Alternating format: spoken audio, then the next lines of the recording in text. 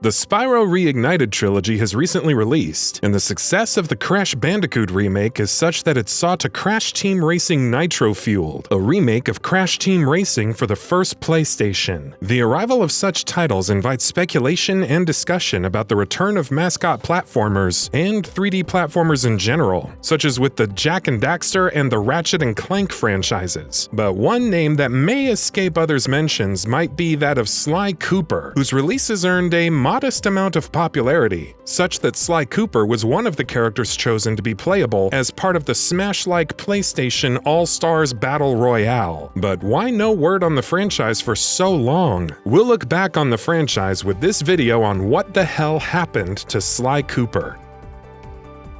The first Sly Cooper game, Sly Cooper and the Thievius Raccoonus, released for the PlayStation 2 in 2002 and 2003. It stars Sly Cooper, a master thief who is descended from a line of skilled vigilante thieves who target criminals, as he takes on the Fiendish Five in search of the Thievius Raccoonus, a family heirloom that contains the accumulated thieving techniques of past generations of Coopers. Sly Cooper has his own gang that helps him in his exploits: the Turtle Bentley, who specializes in hacking, and Murray the Hippopotamus, who is responsible for helping the gang make getaways. And these three friends all met in Mrs. Puffin's orphanage, wherein they pulled off their first together as kids, plotting to steal a jar of cookies from Mrs. Puffin's office. The Fiendish Five, all of whom are criminals and are responsible for killing Sly Cooper's father before he could pass the Thievius Raccoonus to him, have divided the Thievius Raccoonus amongst themselves and have hideouts around the world from which they scheme to terrorize the local population. Sly Cooper games are platformers, but you aren't encouraged to run around and attack all enemies in sight with your cane. Rather, these are stealth games, in which you should be using your environment or movement to sneak up on or evade enemies and security systems. The games feature cel-shaded rendering, which makes the action cartoony and fun. While the first game initially didn't sell well, having to compete with other major platformers such as the first Jak and Daxter and Ratchet and Clank games, it eventually sold enough to be in part 1 of Sony's greatest hits, and the game and its developer, Sucker Punch Productions, were later recognized for their game design achievements, with the game still reviewing well amongst publications. The first game would be followed up by Sly 2: Band of Thieves, releasing for the PS2 in 2004 and 2005. It is a significant evolution from the first game and introduces several major gameplay changes, including a health bar and a special gadget bar called the Thief Meter and the Gadget Meter respectively, and the ability to play as Bentley and Murray, but with more fleshed out combat and gameplay styles in comparison to the first game. Many power-ups can now be purchased rather than found playing the game or in vaults, though some power-ups are still found in vaults. In the second game, Sly and his gang are retrieving the scattered parts of the destroyed clockwork, so that they can never pose a threat to him or the world once used or reassembled. The next Sly Cooper game is Sly 3: Honor Among Thieves. The game was also notable for including 3D gameplay sections and for packages of the game including 3D glasses, though playing through the game in 3D is optional. The game also introduces a number of other new gameplay elements and includes 4 two-player minigames. The last Sly Cooper game is Sly Cooper Thieves in Time, which released in 2013 for the PS3, 3 years after the Sly Collection was released for the PS3, a compilation of remasters of the first 3 Sly Cooper games. It was developed by Sanzaru Games, which was responsible for the Sly Collection. Thieves in Time features Sly, Bentley, Murray, and Carmelita as playable characters. Bentley, who is holding on to the Thievius Raccoonus, notices that its pages are disappearing, with Penelope also disappearing during this time. And so Sly's gang is reassembled to travel back in time to investigate and find out who is behind the disappearance of its pages. A secret ending reveals that Sly later somehow awakens in ancient Egypt, setting up a sequel.